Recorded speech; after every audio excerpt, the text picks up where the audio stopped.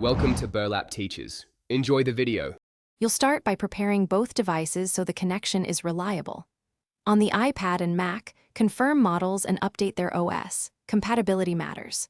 Once done, sign into the same Apple ID and enable Wi-Fi and Bluetooth. These create the secure bridge. Make sure handoff and sidecar options are allowed in system settings. Then, on the Mac, enable screen sharing or sidecar depending on your workflow, and on the iPad, allow the incoming connection when prompted so you can move on to pairing.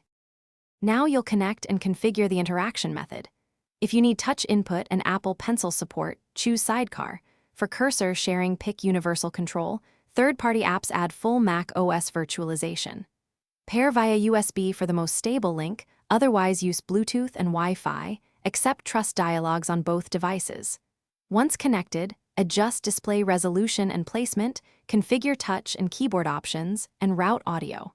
Finally, test dragging files and using the pencil so you understand how input maps between devices.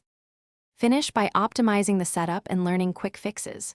Reduce display scale or close resource heavy apps on the Mac to improve responsiveness. Once stable, save your preferred settings as presets and map gestures and shortcuts for efficiency. Make sure backups and file sync are enabled so you don't lose work.